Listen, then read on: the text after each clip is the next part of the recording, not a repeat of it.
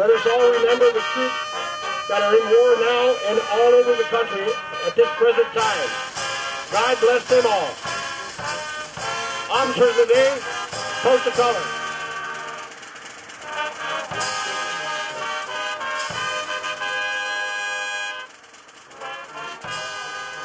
In the time of peace, may they serve with dignity and honor as effective emissaries of goodwill for this nation. May their devotion and loyalty to you and to their homeland inspire them in moments of challenge and comfort them in tribulation and long separation from loved ones. And finally, we ask that they may return safely to serve you and our country in the days and years to come. Amen. Thanks, Mike. Yeah, I had both knees replaced like he did, but mine I seem to work a little bit better. And us Air Force guys, what we do is, us Air Force guys, what we do, if we can't make it, we always hire an Army guy or something to bring us up here. So I got a good one here with me. So anyway, on behalf of the County Department of Veterans Affairs, thank you for coming out today. What a great day, isn't it beautiful?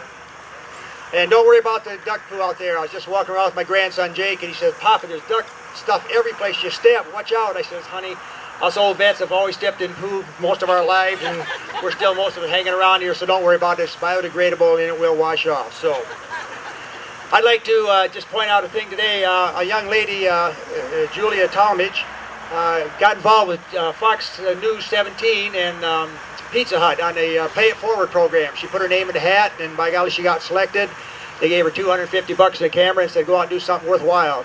So last Saturday she was cleaning out poo, as we speak about poo, from a dairy farm, and they donated 100 gallons of milk that she gave to different pantries.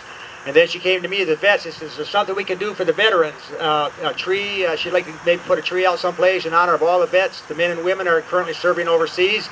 And I said, "Yeah, well, I'd like to balance out this park because the Lions Club put a beautiful tree at the north end of the park a year ago, and I said I'd like to do one at the south end to balance it."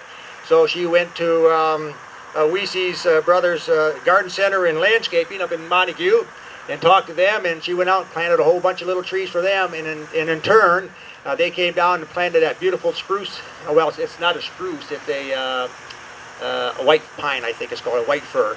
Beautiful. It's at the very point out there, and they did that for us the other day, and they brought these beautiful flowers down as an adjunct. Now, we've never had it look so pretty as this. And we don't want a mass stampede, but at the end of the program, if you would like to take one of these plants home with you, you can do that and plant it in your yard, and it'll be a constant reminder of this program today and of the men and women who are serving. So thank you, Julie, and thank you, Weesey's Brothers, for your donation and making this a beautiful, colorful presentation. Thank you.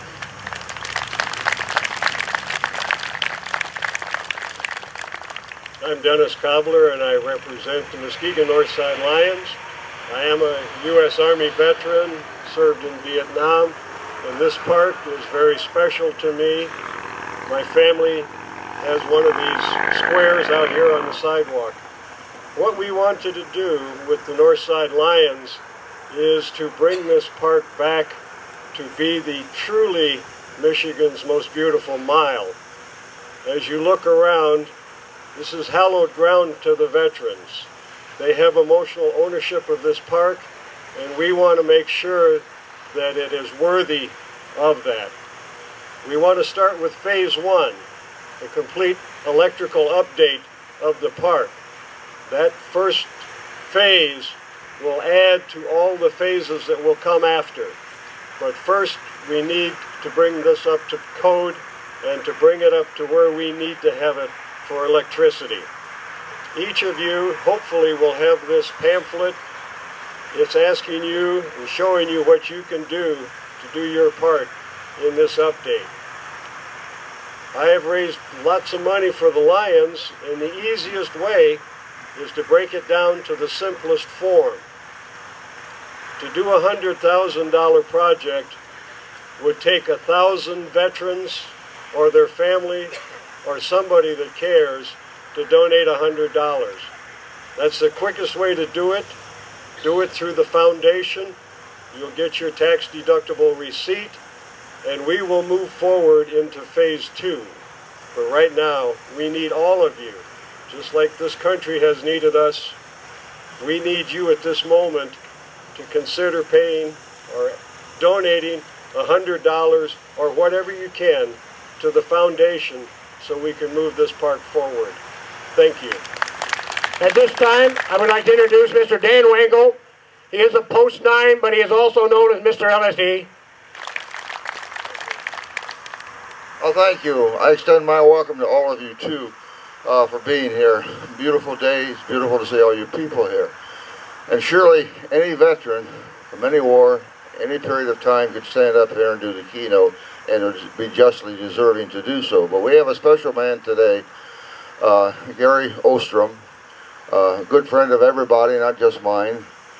Gary, years ago, got a master's degree in journalism, and he spent the Vietnam War covering that war. He's there for the Tet Offensive, the May Offensive, the Battle of Saigon. He was there for a long time doing what a veteran has to do, and that's his duty, but his duty was to be sure that everybody got that kind of news.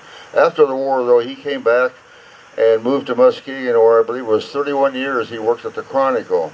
He put that master's degree to work. In the last 19 years of that, he was the editor of the Chronicle. And he even served some time on as a councilman in Norton Shores, I believe.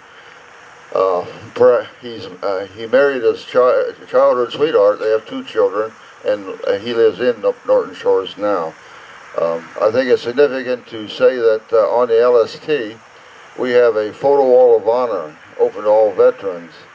And it's an honored place. We have over 300 photographs and stories of American veterans, but mostly Muskegon veterans, and any of you would be welcome to be up there also. But Gary, I mentioned him because he was our very first, and from Gary we now have hundreds up on that wall. So Gary, where are you? Come on up here, Gary, and we're certainly glad to have you this morning.